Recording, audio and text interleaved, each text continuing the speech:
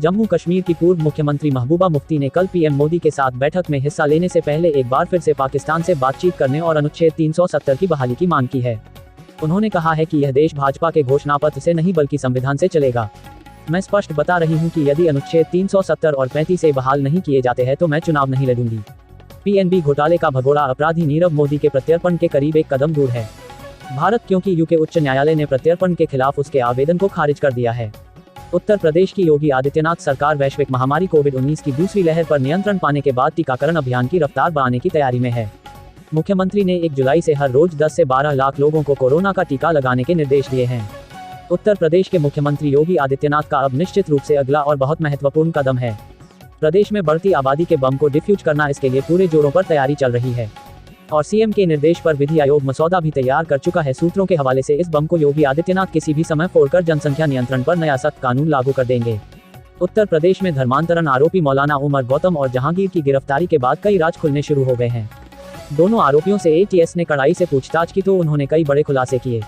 Kanpur police ने महिलाओं के एक भिखारी गैंग के 8 सदस्यों को किया गिरफ्तार। ये सभी ब्रांडेड कपड़ों में मांगती हैं भीख और महंगे होटल में करती हैं आराम।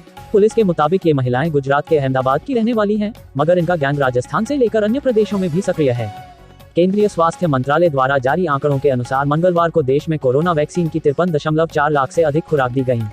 इससे एक दिन पहले देश में टीके की रिकॉर्ड 86.16 लाख खुराक दी गई थी, जो कि टीकाकरण अभियान की बहुत बड़ी गिरावट आई है।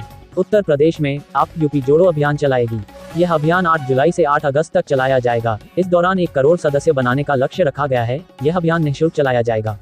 यूपी के सीएम योगी आदित्यनाथ ने कहा, प्रदेश की 31,000 से अधिक यूनिट को आज 2,500 करोड़ रुपए से अधिक के ऋण वितरण कार्यक्रम से जोड़ा गया है।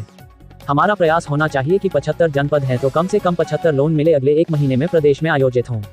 यूपी के सीएम योगी आदित्यनाथ ने एमएसएमई इकाइयों को 2,505.58 करोड़ रुपए का ऋण वितरित किया।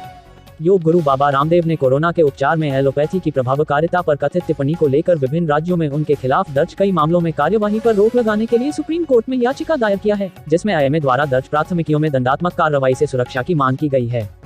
आज मोदी सरकार की कैबिनेट बैठक में देश के 80 करोड़ से अधिक देशवासियों के लिए नवंबर माह तक मुफ्त राशन के निर्णय को स्वीकृति प्रदान कर दी गई। राजस्थान में कांग्रेस का संकट बरकरार, राज्य के 15 पार्टी नेताओं ने सोनिया गांधी को पार्टी चलाने वाले बसपा विधायकों की जानकारी दिया।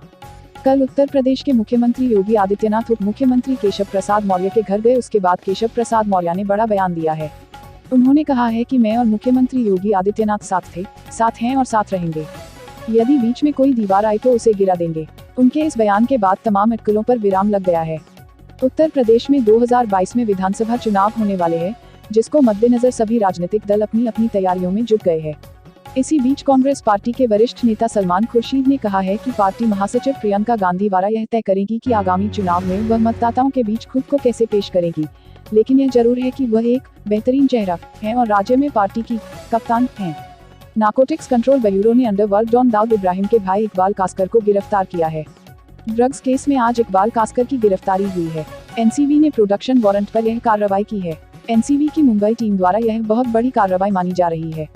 उत्तर प्रदेश के मथुरा जिले से एक खौफनाक वारदात हुई, जहां 3 युवकों ने एक 17 साल की नाबालिग लड़की के साथ मारपीट कर उसे 2 मंजिला घर की छत से नीचे फेंक दिया। घटना को अंजाम देने के बाद आरोपी मौके से फरार हो गए। पीड़िता गंभीर रूप से घायल है। कानपुर देहात की एक फैक्ट्री में गर्म पानी के टैंक में गिरने से मौत। गर्म पानी के टैंक में गिरने से मजदूर की मौत। वेल्डिंग का काम करता था मजदूर युवक। घायल मजदूर को अस्पताल में कराया था भर्ती। पुलिस ने शव को पोस्टमार्टम के लिए भेजा। अकबरपुर के रनिया की स्टील फैक्ट्री का मामला। उन्नाव जनपद में नहर में नहाने गए 2 युवक डूबे। तेज बहाव के चलते बहे दोनों लड़के। दोनों युवकों को बचाने के लिए ग्रामीण जुटे। युवकों को बचाने के लिए गोताखोर बुलाए गए। डूबे युवकों की अभी तक नहीं हो सकी पहचान। कोतवाली सफीपुर के लिलौरी गांव की घटना। यूपी के बांदा में 7 वर्षीय बच्ची की हत्या का मामला। मां ने ही अपनी बच्ची की हत्या की थी। प्रेमी के साथ मिलकर की थी हत्या। मां ने शव पहचानने से किया था इनकार। 8 महीने के बाद हत्या का हुआ खुलासा। आरोपी मां और उसके 3 साथी गिरफ्तार। कमासिन इलाके में नदी किनारे मिला था शव। रेलवे अभी यात्रियों की संख्या बढ़ने और संक्रमण के थमने का इंतजार कर रहा है। रेल प्रशासन नहीं चाहता कि रेल परिवहन कोरोना संक्रमण का वाहक बने। चूंकि पैसेंजर ट्रेनों में यात्री अनारक्षित टिकटों के आधार पर सफर करते हैं, इसलिए भीड़ नियंत्रण करना जटिल होता है।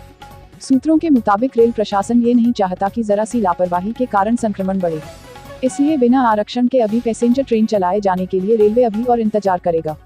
दिवंगत बॉलीवुड एक्टर सुशांत सिंह राजपूत केस में दिल्ली हाईकोर्ट में चल रही सुनवाई को शुक्रवार तक टाल दिया गया है। इस मामले में अब 25 जून को सुनवाई होगी। सुशांत के ऊपर बनी फिल्म न्याय पर रोक लगाने के लिए उनके पिता ने हाईकोर्ट में याचिका दाखिल की है।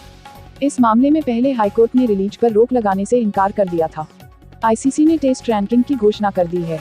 भारत के दिग्गज allrounder Ravindra Jadeja test ranking में नंबर ऑलराउंडर बन गए हैं। जडेजा ने जेसन होल्डर को पछाड़कर टेस्ट में नंबर 1 ऑलराउंडर बने हैं।